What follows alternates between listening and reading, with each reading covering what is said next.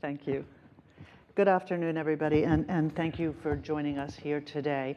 I'm Danielle Pletka. I'm a senior fellow here at the American Enterprise Institute, and I have just a brief, brief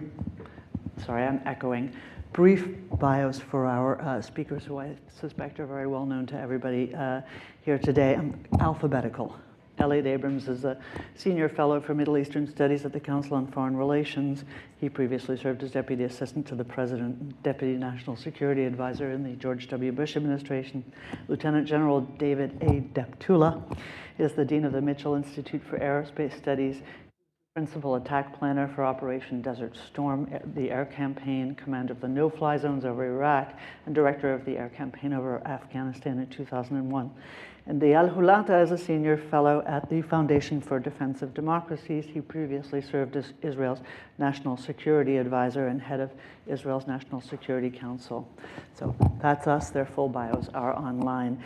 We're here today to talk about the one-year anniversary of the attacks of October 7th. I made a note for myself at the top of my page because President Biden had a rabbi by the White House to, I guess, say a prayer on this anniversary, and he and Joe Biden stood there, but they did not say anything, and then they issued a press release, but they didn't mention that there are 4 American hostages still being held, 4 of them alive, 3 dead.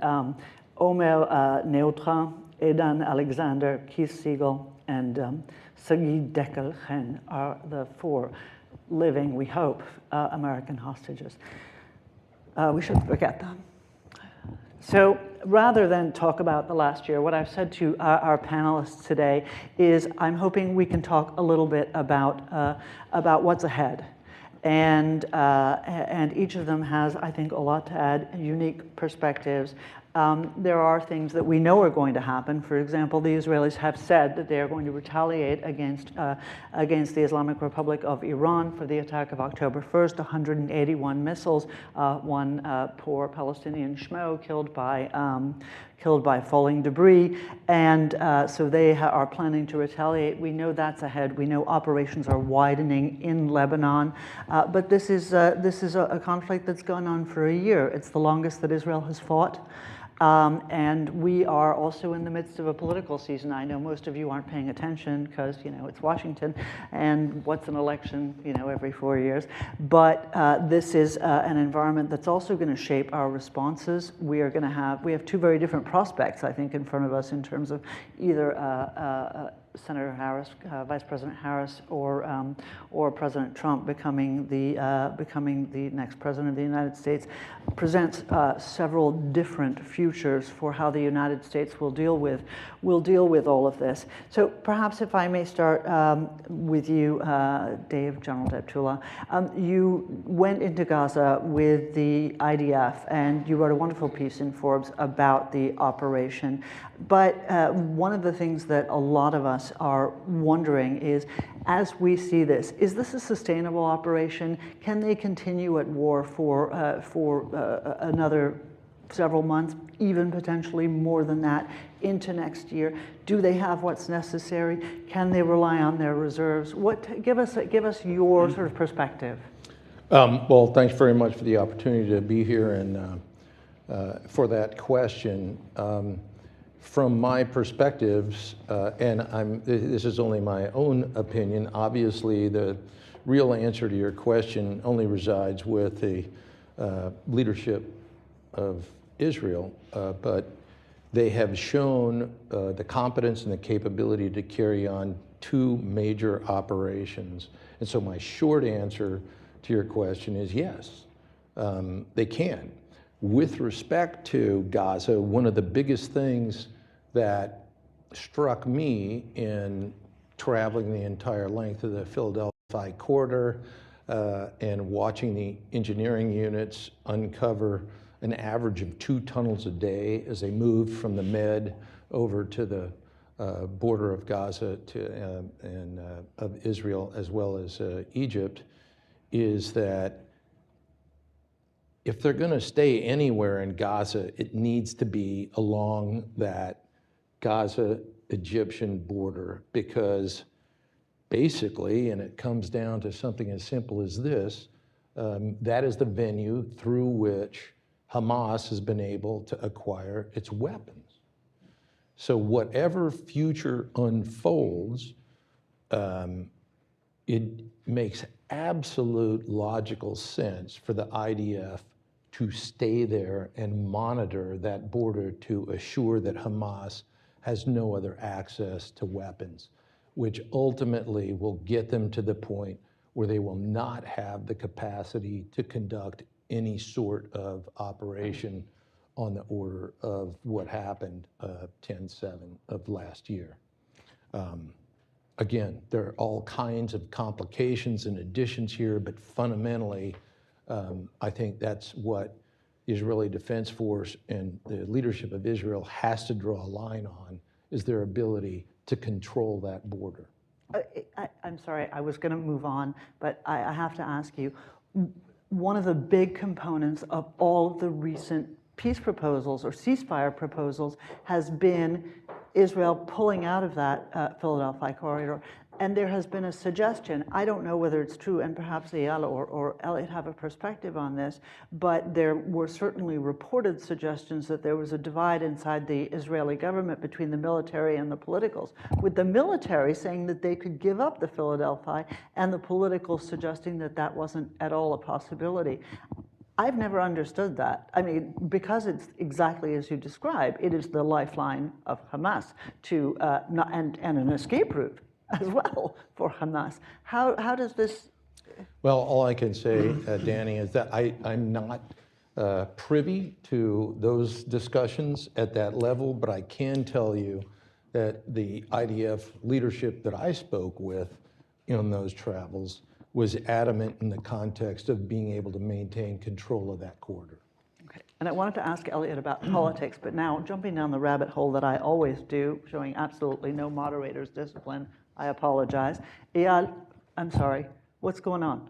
What is happening inside? Well, I'm serious because we're in a pause period right now because of the election, because everybody's focused internally, because of all the hurricanes. But that's not going to last forever, and the pressure will be renewed on Israel to come to some sort of agreement. 21 days with Mohammed, and 14 days with Yahya, and how will this work?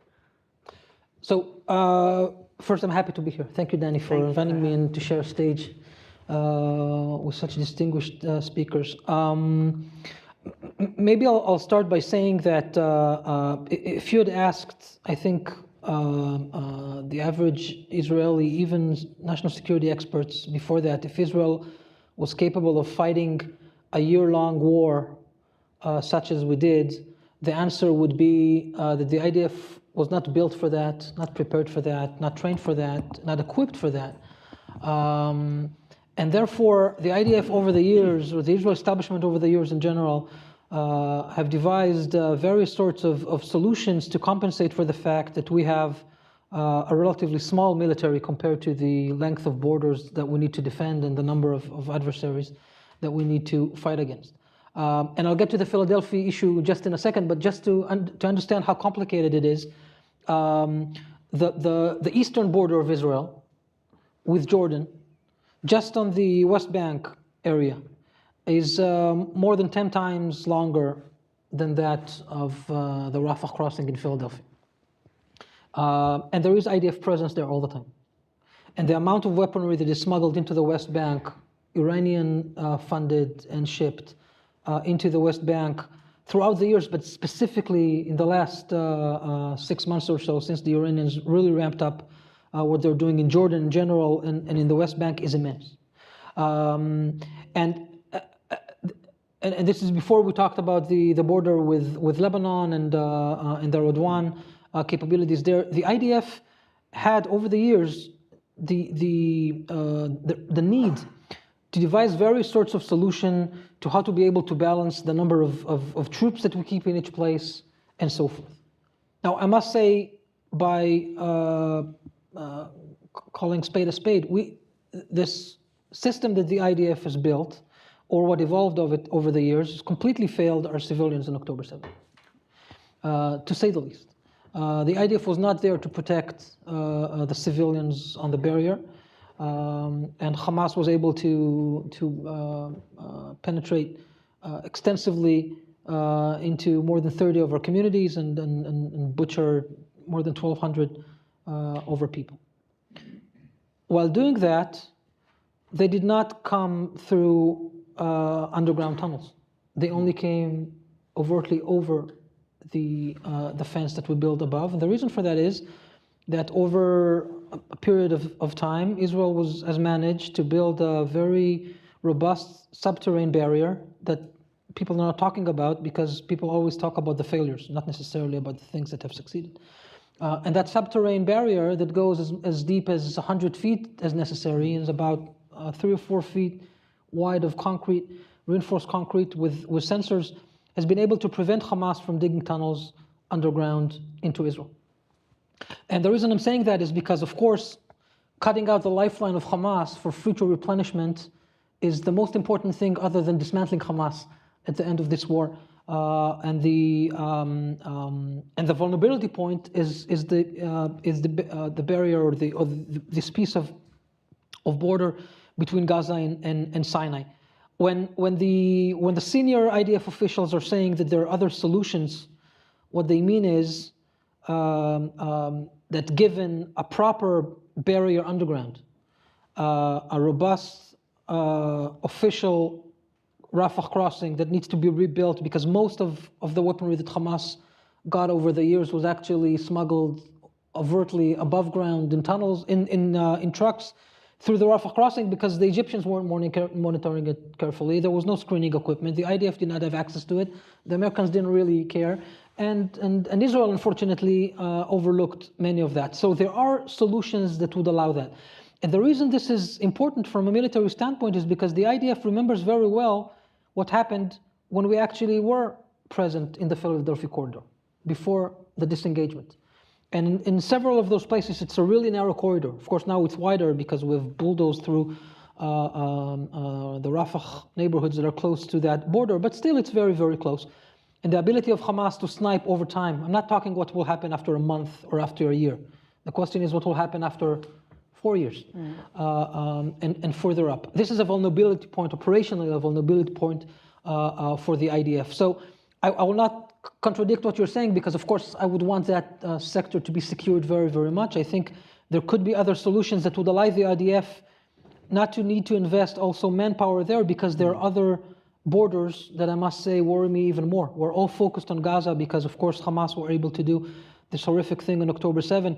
But I'm very worried about what's happening with arms smuggling into the West Bank, and we cannot resolve this just by these kind of tools, because it's a very long border, and the IDF will need to operate there very much. So I gave you an answer while deflecting the political angle for it. I hope you appreciate that, because what's interesting with those discussions is that there's always the right answer, and then there's the real answer.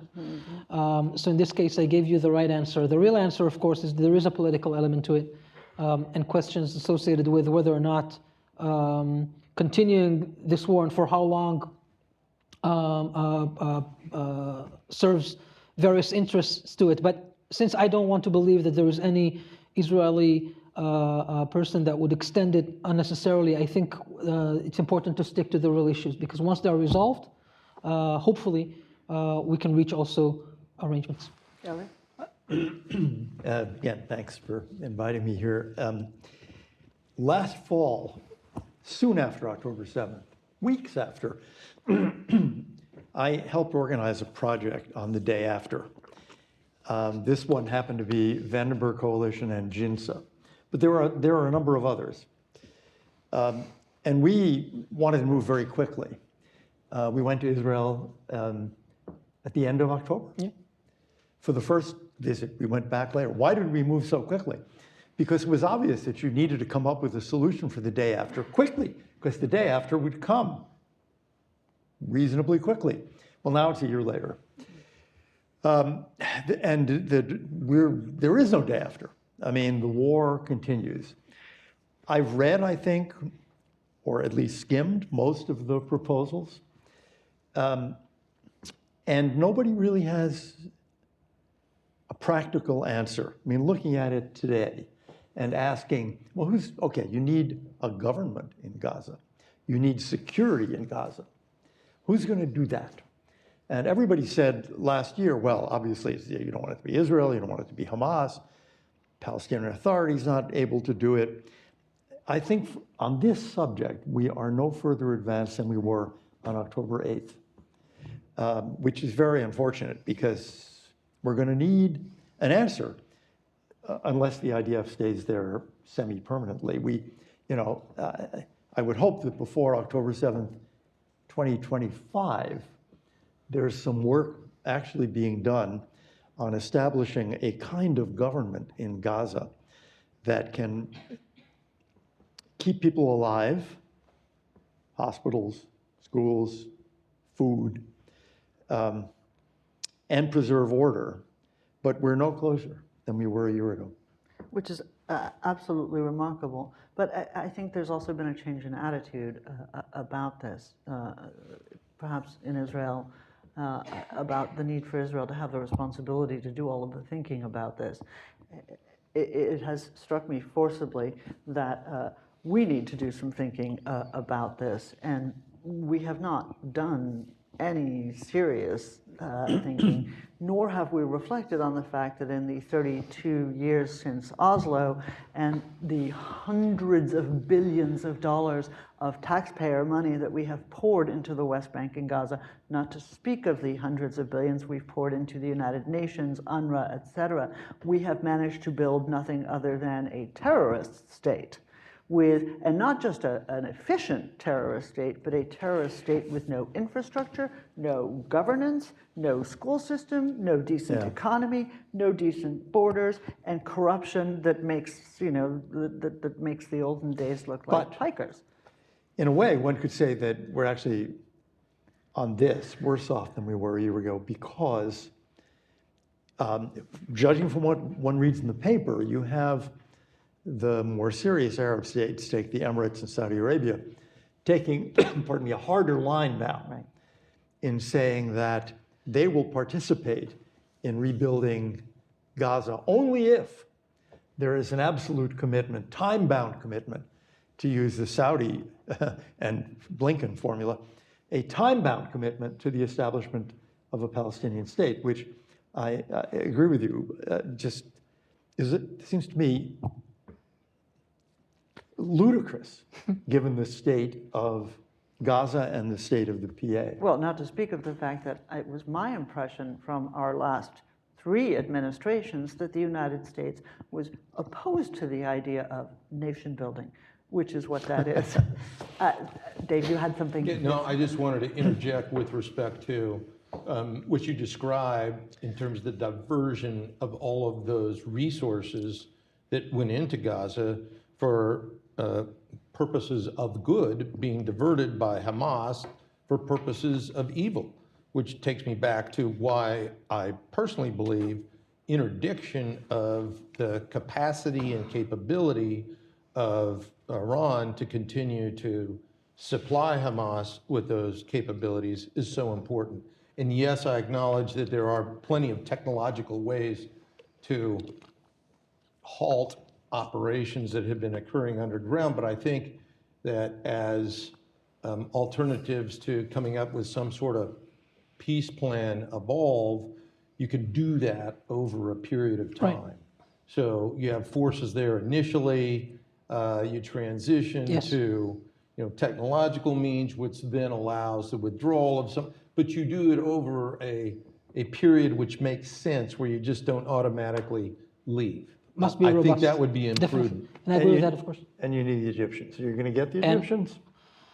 Well, I think, so there's a question there, of course, for Israel. There's also a question there for the United States of America. I'm not in a position to propose policy for the US, but I am in a position to ask questions. So who are the strategic allies of the United States in the region, and what are their obligations, and in what way is this done? I know what are the demands from Israel, and I know sometimes how difficult it is as National Security Advisor working with this administration. We used to keep our arguments behind closed doors because I think that was more effective than doing it on the right side, but there were disagreements nonetheless. Okay. I think the question to Egypt should resign here just as much as it would be in Israel. When just a few weeks ago, we all read that the US has approved the new aid package to Egypt, and also they actually increased it and released funds that were previously frozen because of human rights issues. Now all of it has been approved. You know, one would ask, what did the US get in return, and specifically in the context of ending the war and putting pressure on Hamas? I hope someone has an answer to that. Yes, I don't. And I would ask the same question about Qatar, when a few months ago there was an agreement or an announcement to renew the base in Doha for a decade, while the US is saying that there is significant assistance by the Qataris to release the hostages, including 7 of which are Americans, 4 of them alive. So, I mean, it's a fair question, Elliott. I think we need to think on how this regional arrangement would look in the future. Maybe to go, Danny, to what you said in the beginning. There are shared interests among the pragmatic countries in the region. But there are also conflicting interests between those countries in the region. There are definitely conflicting interests between Israel and Egypt. There are conflicting interests between Israel and Jordan. But those are the 2 countries that we have peace agreements with. There are maybe less, but still remain conflicting interests between Israel and the Gulf countries. We have not normalized with Saudi Arabia yet.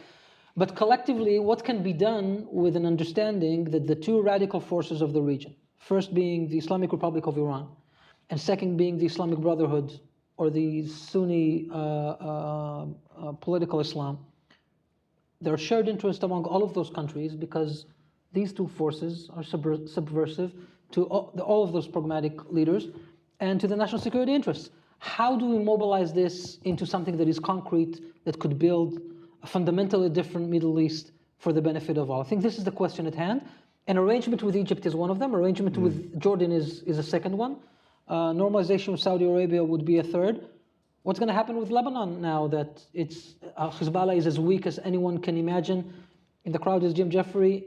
We've spoken extensively when I was in previous positions, and Jim was serving in the administration, about how we can reshape Lebanon. Could we have imagined a better opportunity than we have now to have the Lebanese take over their country and kick out Hezbollah in Iranian presence? I'm not sure we're going to have another good opportunity like this in years to come. So this all goes back to the same question. There are, of course, issues that we need to resolve and transition periods to all of them. But are we collectively committed to a new Middle East or not? No. Good. We're not. You're not? No. Look, I mean, I have the answer to your question. What does this require? This requires leadership, and it requires vision. I'm not going to tell you that we have any on tap for the future, because it requires the kind of difficult commitment and the kind of consistency that the United States is increasingly incapable of, in my opinion. But let's talk about the big bad guy, Iran. So, you rightly say Hezbollah has never been in a weaker position, or at least not in many decades, for sure, and has never been as obviously weak. The same can be said for Iran, right? Other than perhaps in 2009, when there was a pretty serious uprising against the regime, the Iranians now look impotent. And not just impotent to their own people, but impotent externally as well. These 2 failed attacks are important. What should happen? We know the administration is pushing back. We know the president, even before speaking to the Israeli prime minister, said the Israelis should not hit the Iranian nuclear sites. What should happen? We have 3 people who planned, and planned. What should happen? I can't speak to, well, I will suggest to you what we shouldn't do. Look, deterrence is part of what we're talking about. To deter adversaries from accomplishing actions that are not in our best interest, what you try to do is induce uncertainty in their minds as to whether what they are planning on doing will succeed or not. Well, to do that, you don't tell your adversaries what it is you're planning on doing. So we have a situation where you got the President of the United States publicly stating U.S. preference for Israel don't attack to lessen their nuclear development capabilities. And then the next day comes out and says, oh, no, by the way, don't touch the oil production facilities. And then the next day comes out and says, don't mess with oil storage. Okay, let me step back just a second. If you have those perspectives, great. But how about picking up a secure phone and discussing them in private? Because all it's doing is revealing weakness to the rest of the world in the context of what the U.S. position is.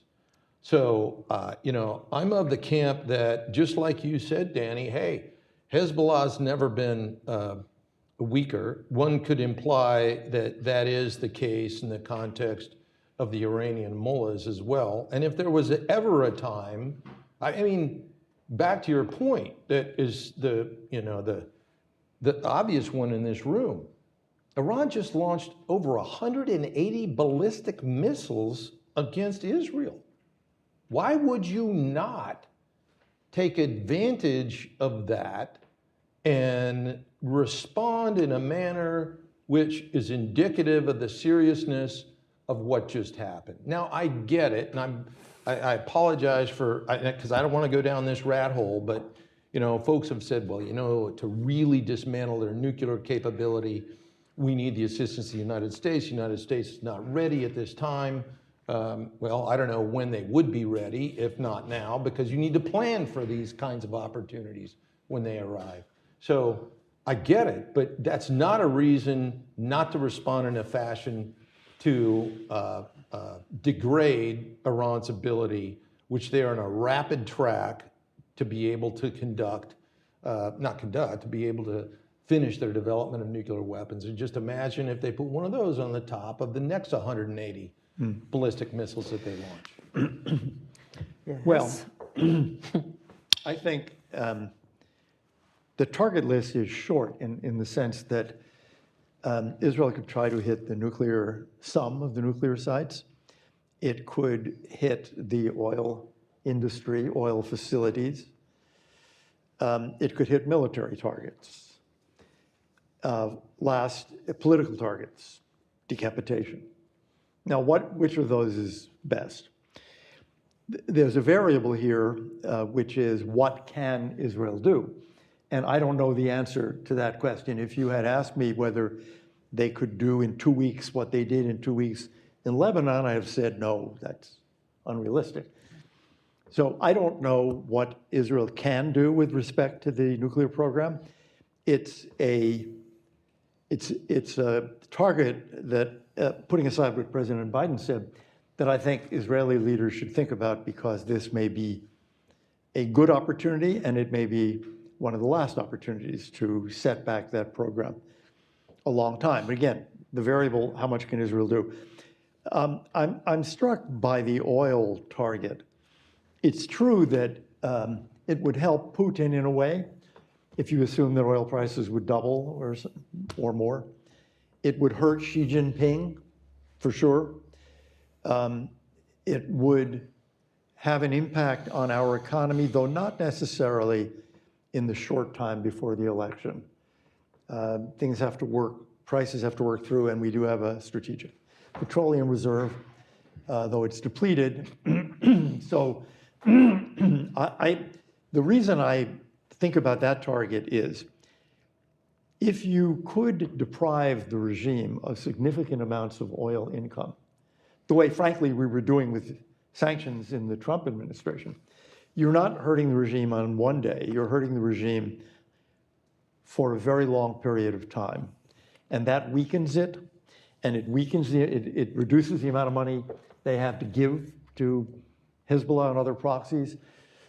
And it maybe makes the Iranian people even angrier at their regime and at what the regime has done to the country. Because I think they'll blame the regime more than they would blame, much more than they would blame Israel. So I don't have a view as to what Israel should do, but I would actually kind of say what J.D. Vance did in the Great Debate, which is when Israel makes that decision, we should support it. Eyal? So,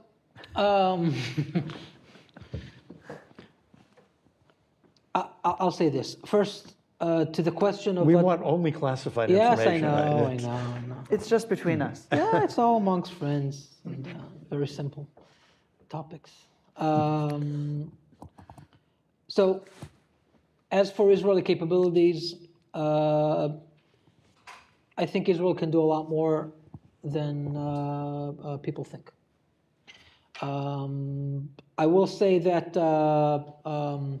the fact that our Air Force has been very, very busy in other issues over the last year doesn't make it a clear cut to decide to do something like that.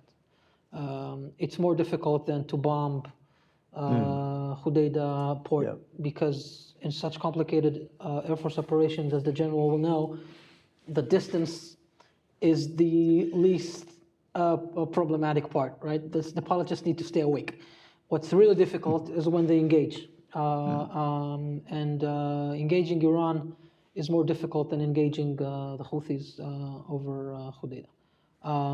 So that's point number one. Second point has to do with how should we think and how Israel should think, and I think does think, about the administration's position. And I must say that I totally agree. I mean, I wish things will be done differently, but that's the way they have been conducted, and that is it. I will say, though, that regardless of what I think, we must take that into account. The fact that Israel is increasingly becoming a partisan issue in Washington is not good for the long term for Israel's security. And whatever we do in a single night in Iran or a week, there's going to be not only a day after, but a year after and a decade after. And for Israel, regardless of what we may think about the position of a single administration at this point, to do something so dramatic without coordination with an administration, that will have strategic implications on the day after. And whether I like it or not, we are still a small country in the Middle East, and the United States of America is the only strategic ally that Israel has.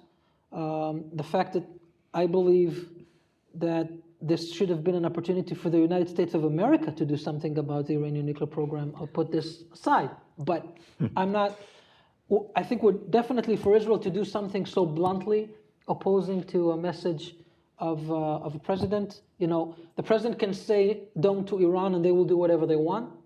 But for Israel to do that, it's way more difficult, and I definitely don't want to be recommending something like that. So where does that leave us? I think what we should do in the context of where we're at is to increase our options in the future. And that would mean, in the context of what we're talking right now, to significantly degrade Iranian defensive capabilities that are complicating our ability to attack Iran in the first place, as I said in my first point. And I know that I don't want to get too much into this. This is the kind of thinking that the establishment has had also in April. The fact that Israel chose, or the Prime Minister chose, to approve only a symbolic messaging, so to speak, that performed perfectly for that purpose, right? It was clear that Israel can penetrate Iranian airspace whenever we want on whatever target, while they cannot do this significantly to us. But did we degrade Iranian capabilities while we were doing that back in April 18th, I think it was? No. Should have we? I think so. So I think that's the kind of spectrum of opportunities as we should look at them. And doing something like this will also enable us in the near future to rethink some of the other options once at least some of the temporal considerations have changed, because elections will come in 4 months and a day, and there will be transition in 3 months, and other things will evolve as well. So this is how I would go about thinking about that. What would actually happen is a decision to be made by the cabinet, by the prime minister, and we'll see how that goes. But everything you just said reinforces the importance of having the discussions Oh, definitely. in Look, private I as mean, opposed to out in the open, I can which tell- provides yeah. both parties, the United States and Israel, to keep our enemies on edge and uncertain about just what the response may be. I agree. I mean, I'll just say one other point. There are other leveraged targets out there that can affect the mindset of the Iranian people, which ought to be part of this equation. But I hesitate to get into specifics. I'd hope that it's possible to have those conversations. There's a lot of leaking. You've done things that haven't leaked. We've done things together that didn't leak. I think of the Yes. bombing of the Syrian nuclear reactor in 2007. Both governments knew about it, and it did not leak for months that it was going to happen. But there's been a lot of leaking in the last, say, 10 years, which makes me concerned that a private, very secret conversation about potential targets, will be in the New York Times in 2 days. Yeah, I should say that things leak for many reasons. The main reason things leak is because one of the partners has an interest to putting it in the press. Yeah. I mean, we always blame the journalists. I definitely did. But usually after I did that, it was because I was venting, because I knew that for every piece that was leaked to a journalist, there was someone who decided that it better be out there. And I think the level of distrust between the current Israeli government and the current US administration, I don't think we've ever seen something so bad in this regard. And that doesn't help any of the issues at hand. Yeah. So what one would hope is that a year in, there would be a vision of an end game that the region is working towards. The Emiratis, the Saudis have articulated, we want, they've gotten ever more specific as time has passed. The Israelis have indicated that they have, for the most part, mopped up operations in Gaza, except for the fact that, of course, Yahya Sinwar remains at large, as do Israel and many other nations, hostages, both alive and dead.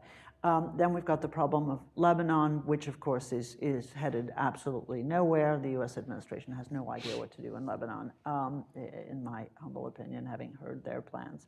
And then we have the entire question of the West Bank, which was sort of you alluded to, and somebody has asked a very good question online, which I want to ask as well, which is, isn't this just the next powder keg?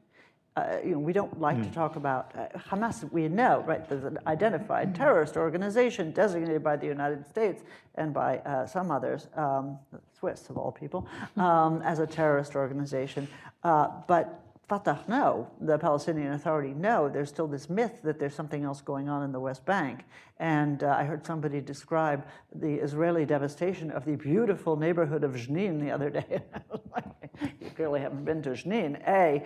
And B, this is a really, really big problem that looks like a more serious kind of an operation than even Gaza. What's going to happen? And from the American side, from the military side, is this sustainable for Israel? From the American side, if we end up with a democratic administration, is the administration going to continue to support Israel as it systematically goes through the West Bank and Gaza, annihilating their enemies? And well, that's good enough, isn't it? And from the Israeli point of view, can they continue to fight? What's going to happen? Anybody can answer this, because I don't have an answer. You know what? I don't have an answer either, but some comments. One, if you lived in the West Bank, I think you'd look at Lebanon and you'd look at Gaza and you'd think, I don't want that. I'd say the same for Jordan. I mean, the problem is not it's certainly not what the Jordanians are doing, it's what the Iranians are doing. trying to use Jordan now as a route to the West Bank. I'm struck by the way the West Bank has not blown up. When you consider what's going on in Gaza, and I mean, you consider what's going on American college campuses, it's remarkable how little we've seen in the West Bank. Now, admittedly, this is in good part because PA security forces and Israeli security forces have been extremely active. But I'm unhappily, I guess, of the opinion that it's unlikely we're going to be able to improve the status quo in the West Bank in, let's say, the coming year. Who knows where we are in 10 years, but my guess is that if you look at the West Bank 1 year from today, it'll look almost exactly the way it does today. And that's not so bad when you consider that the chances to make it a lot better seem to me to be very small, partly because of what Iran is doing, partly because of Hamas and Hezbollah, which are not eliminated yet.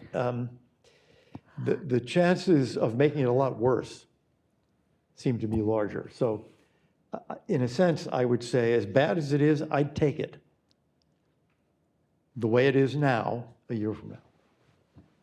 Is that too pessimistic? What I will say is a few things. And again, I mean, to say what will happen is, of course, very, very difficult. And I must admit that there are decisions that need to be made by leaders. And different leaders in the region have different opinions about what the kind of outcome they're looking at. So I can give you some principles that I think are important as when I'm engaged in planning future scenarios. What am I looking at? The first is from an Israeli perspective. There is a tall, hard one, both social and economic, for further extension of the war. The IDF has done remarkably well, but there is a toll associated with it. It's not just the stockpiles that are depleting and the reservists who are not going to work, and the months and months that are passing while hostages are not coming home, which I personally think is an essential message in our set of core values as a society, to make sure that future soldiers and families of future soldiers know, and of course of civilians, that will bring them back. This used to be a very basic notion in our society, and it has been eroding dramatically over years, but specifically over the last year. So I think that there is an Israeli interest in aiming at finding a new stable situation while Hamas has been degraded heavily, maybe I should say almost decimated. And if we're able to control the smuggling from Sinai to Gaza, we can keep it that way for a long period of time, which is substantially, I mean, of course, I wish we didn't have to go through October 7 and everything that came afterwards. But to have Hamas in such a weak position is something that is good from an Israel national security standpoint. The other major proxy, or the major proxy that Iran built on our borders, which is Hezbollah, I wouldn't say decimated, not by a long shot, but degraded fundamentally. The leadership of Hezbollah is no longer. So this organization will not be what it used to be. Maybe it will be worse. I don't know what will happen with Hezbollah in 3 years. Israel cannot control the passage corridors of arms through Syria and coming from Iran in various ways. And I said before that I think that there's an opportunity for Lebanon there, but that's out of Israel's reach. But if we look at it just from that direct military positioning, a year after October 7, our immediate enemies are hurt badly and way weaker than they were a year ago. This must be used properly from an Israeli standpoint. And to use that meaningfully, first, we do need to use this to end the war, because I think that's a goal in itself, because Israel needs to continue to thrive on various fronts. We cannot fight forever. And if we don't do that, we cannot divert our attentions to the emerging threats that will come. I'm very worried about West Bank. Yeah. You're very worried about what? About the West Bank. I'm very worried about what's happening there. I'm very worried about the Iranian involvement there. I'm very worried that, because Elliott, you're right, the PA has so far been very effective because it's for their interest, not because they're playing on our side in this regard, but to push down against the extremists. And maybe they can't hold much longer given the amount of money, drugs, arms, and training that Iran is pushing into the West Bank. And we need to focus for that. And we need to focus on Iran itself. So you want to end the war in Gaza and get the hostages home, which everyone in this room wants to do.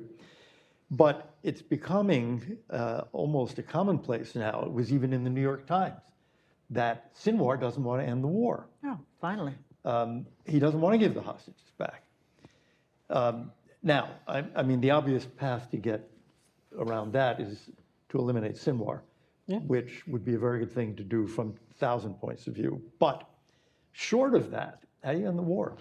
So first, I think eliminating Sinwar is a good vehicle to change the prospect of Gaza.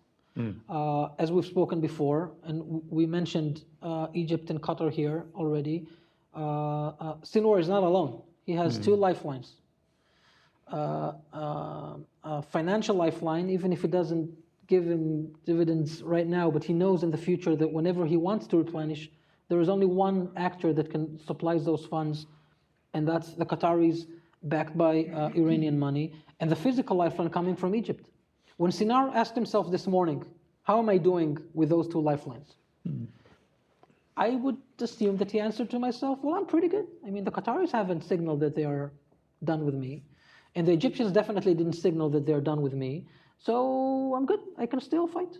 And I think we need to work on that, and I think we need to work on that collectively, Israel and the US. And I will say, as it comes to Gaza, that even if this doesn't work and he wants to continue to fight, we can maintain a current situation in Gaza because at the moment, there is not a real war in Gaza. There haven't been a lot of rockets. I mean, there were today because Sinwar wanted to remind everyone that it's a year for October 7. But over the last months or so, there have been very few rockets fired from Gaza to Israel because he doesn't have that many. And we can maintain this kind of arrangement. It's very different than continuing to push militarily on it, and to increase the conditions to get this deal done with the hostages. There is a linkage between a deal in Gaza and a deal in Lebanon as well. Because the war in Lebanon, one must ask, how will that war end? Especially when, I mean, Israel has done so well at the moment, right? But then we started a ground invasion, and the first day we lost about 10 soldiers. And the farther we go deep into Lebanon, the more this will happen, because Lebanon is not Gaza, and we know that because we've been there before. We're a year into the war in Gaza, but just a question to the young audience here. I mean, you guys know the answer. Anyone know how long was the Second Lebanese War? 35 days. After 35 days, by the way, a Republican administration, right? Yeah. The Bush administration. Condoleezza Rice called Prime Minister Olmert and told him, that's enough. That's enough. You've killed enough civilians over there in Kfar Kana or one of the other villages. It was Kana, yeah. Kana, and that's enough, 35 days. So, I mean, when I say that Israel was not built for long wars, we've really haven't been experiencing such long ones. So we also need to ask ourselves what will happen in Lebanon. And I'll add just two more remarks and then finish with this. The first is that any arrangement that will come either in Lebanon or in Gaza, 1701, whatever new number, with or without a UN resolution, if there's a single thing that Israel needs to make sure that we control ourselves, is the verification of any such agreement. We cannot trust any international force of any sort or UN military or force of any sort to verify that. If they do, fine. But if they don't, and once we find through our intel that Hezbollah has violated any of those agreements, then the IDF needs to interdict.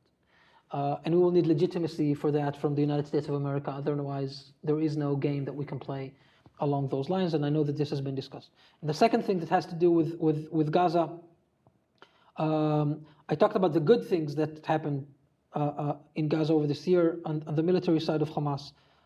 On all the other aspects, the situation is worse than it was. Hamas now is back in control over most of Gaza Strip. Almost all of the humanitarian aid coming into Gaza ends up in Hamas's hands, and they take it to the black market and make large amounts of money out of it because there is no alternative that has emerged in Gaza, and I must be self-critical to say that we have not created any conditions for that either. This will also be a part of how a day after should look like, but maybe I've said enough for now. Well, what I want to do is open it up to questions. I've got some Withers Wise sitting, holding an iPad in front of me, and I've got Jim Jeffries there. I'll go to you, Jim, and then I'll take one of the ones from online. Wait, take the mic. I identified you, everybody else. A comment and a question to Dave Deptula. The comment is, I think, Danny, that the problem with the U.S. Over the last 4 administrations is both less and more serious than you said. It isn't a lack of commitment. As Eyal could talk about, we have a massive commitment in the region. We have a massive number of troops. They've been actually fighting on the side of Israel from time to time. We've got bases in 10, 11, 12 countries.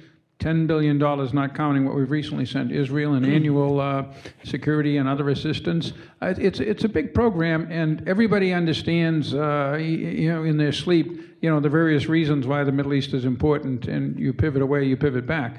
But it isn't that we can't do strategies. We did an effective strategy against the Islamic State. We did an effective strategy to take down Saddam, albeit the day after wasn't so hot. And we did an effective strategy against Al-Qaeda. What we don't have, and I'm trying to put my finger on, and this is hard, but to the extent I can, what we don't have is an effective strategy against Iran. Some of that is, there is as Elliott knows, he and I were doing this for 20 years, there's a debate over the nature of Iran in a way there isn't a debate here over China or Russia. But leave that to one side. The main thing, and I just read it in, Angela Mitchell comment, and it's the 500th time I've heard it last year. Regional war, catastrophe, massive war.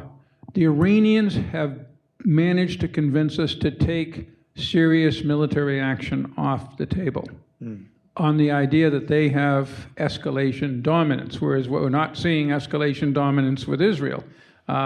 Just like we, for years, didn't go into Syria because of the massive air defense, and then we saw Israel going into Syria all the time, and then we started flying it. But I'll leave that to one side. So the thing, Dave, is what would a regional war,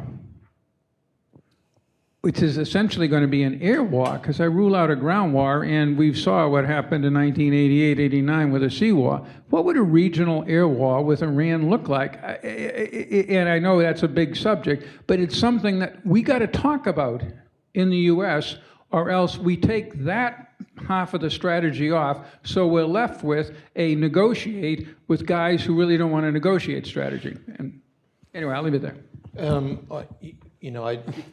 It's a fascinating question. It's one that I'd hesitate to get into too many details with publicly for obvious reasons, but I think you raised some excellent points in the context of having the options set up to be able to execute and having the Iranians understand what the consequences of their actions are. This is what takes me back to my original comments with respect to deterrence. Your adversary is not going to be deterred if you don't take actions with respect to answering the question. If the President of the United States says don't and Iran does, what's your response? If it's nothing, then all you're doing is encouraging them to continue to act. So I know that's not a specific answer to your question, but I think it's one that the follow-on administrations need to consider before they come into power, because they're going to have to deal with it. But can I follow up on Jim's question? We talk a lot about Iranian capabilities through their proxies, and we talk a lot about Iranian air defenses, and we talk a lot about their nuclear weapons program. We don't really talk a lot about their Air Force. Piece of cake. Put me in, coach. I'll just leave it at that. But real quick, in the waning minutes, I just want to throw one thing out and kind of bring what's happened in Israel back to the discussion space with respect to U.S. national security. We just saw, what, 180 plus ballistic missiles launched against Israel. This last round, 120 or 30 in April. Okay, what happens if a adversary happens to launch that number of ballistic missiles against the United States? What do we have to defend ourselves with? 40 ground-based interceptors. That's the reality. And oh, by the way, we're going to replace them with an advanced version, and we're going to buy 31 of those. How are we doing? We've got to address the fact that missile defense is a real subject that ought to be entertained with respect to the needs of America's security. And I haven't even raised the issue of regional defense of our forward operating locations, which are critical across all the services in a variety of different locations around the world. And I'll just throw in there that the United States military is half or less than half the strength that it had when we fought Saddam in 1991. Now, do you think the panoply of threats against the United States is less than or greater than those posed by Saddam in 1991? Yet, strong national security is not even a talking point in the top 10 talking points of either of the presidential candidates today. Amen to that. Can we squeeze another 5 minutes out of you? Yeah. Yes, thank you. Sorry, I apologize. Other questions, or shall I go to the iPad? Okay, I'm going to the iPad. And unfortunately, that puts you on the spot again, Dave. But I want to ask this question, which I think is. All the smart guys are to my left. Well, I can't control the questioners. What can I say to you? This was a really interesting question. Whenever Western military officials travel to Israel, we hear the exact same thing, that the Israeli military has done an exemplary job in doing its best under the circumstances, civilian human shields, things like that, underground tunnels, built-in schools, hospitals, et cetera, to actually preserve civilian life. Why is it that we hear that from responsible British, American, Aussie officials who know the military, and yet everybody else says there's a genocide going on? Well, a combination of three reasons. One, intentional disinformation. Two, ignorance. And three, anti-Semitism. There you go. All right? Those three 1, 2, 3. combined. And that's the reason. That's a great answer. And 100% Drop true. the mic. Right, mic drop. Oh, another one. We've talked about the job that the Palestinian Authority is doing and the security forces are doing in tamping down the threats to security in the West Bank. But the PA is a dead letter. Mahmoud Abbas is a dead letter. There's no obvious successor to him. I talked with somebody the other day about the old Martin Indyk suggestion from the early 2000s about having a technocratic external force that would govern in sort of British mandatory style, except less anti-Semitic. What's the future of the PA? What happens? Because I mean, otherwise we don't have a ready-made next, do we? Well, we don't. Certainly, the United States doesn't. Maybe Israel does. There Yeah. isn't. There are two factions. I was going to say parties. Party is the wrong word in the West Bank. One of them being Hamas, which turned itself overnight in the 2006 elections into a political party. Right.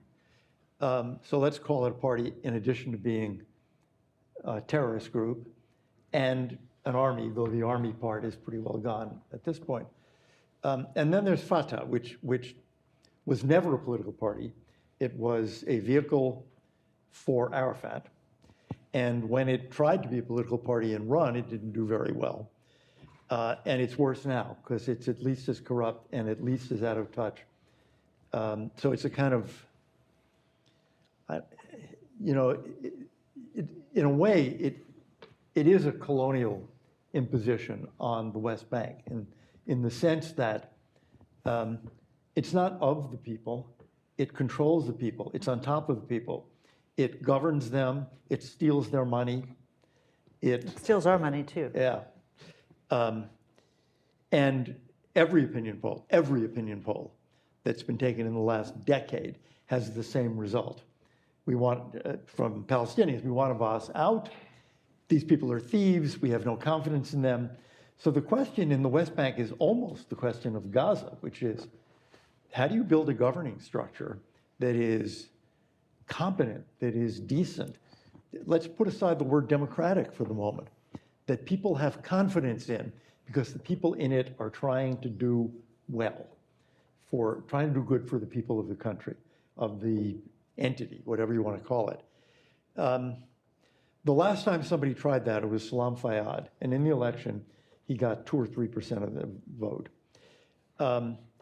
So you're almost in a situation where you want a trusteeship. Mm-hmm. That's not going to happen.